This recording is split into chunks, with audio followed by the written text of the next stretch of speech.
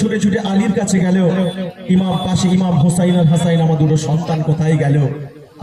জড়িয়ে ধরে how how করে কাঁদছে, আমার দুটো সন্তান এতিম হয়ে যাবে। গজলটার মধ্যে কি আছে? এই গজলটা যেখানে যায় আমার রিকোয়েস্ট করে, খুব কষ্টের গজল। চলেন খুরশিদ ভাই একটু প্রেসার দেবেন।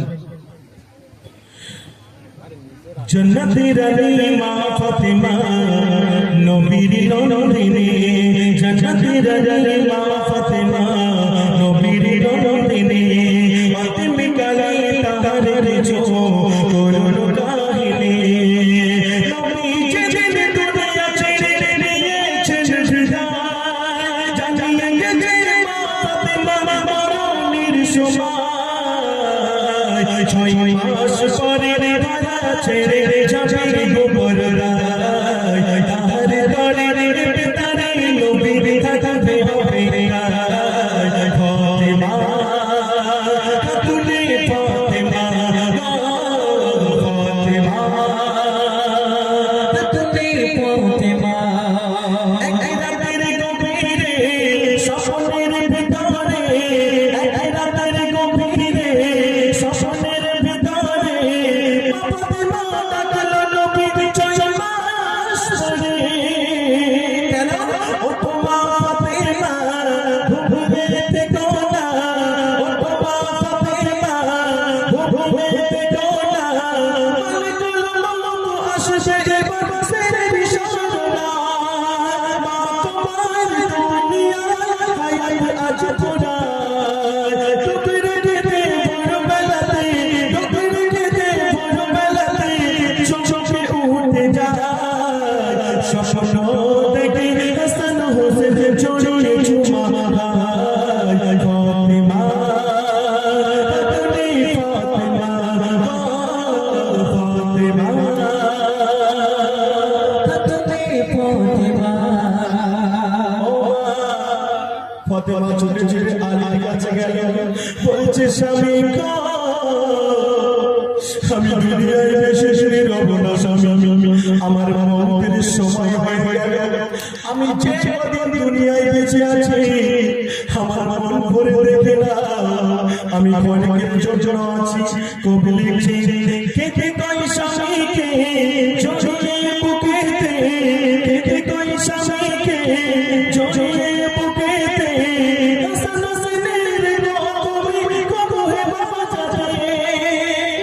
বলছে স্বামী আমি যখন দুনিয়ায় থেকে বিদায় নেব, দুটো সন্তানকে মায়ের অভাবটা কোনোদিন বুঝতে দিও না স্বামী, তোমার কাছে পাই ধরে বলে গেলাম।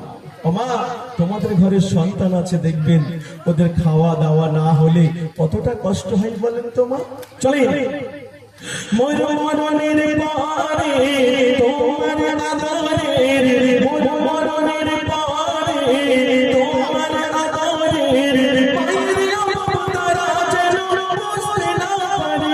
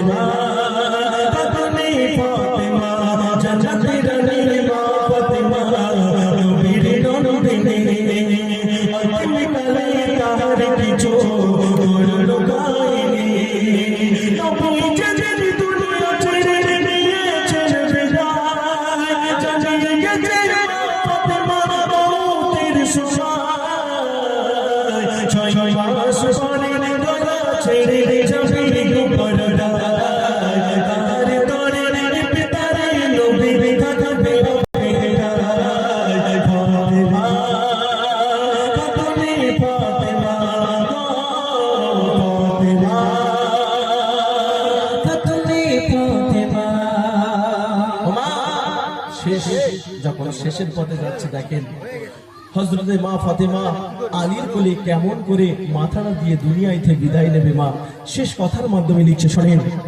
দেখে নাও নভরে দেখে দাও নজরে দেখে নাও নভরে দেখে দাও নজরে আপনতে আমার কবর দিও করে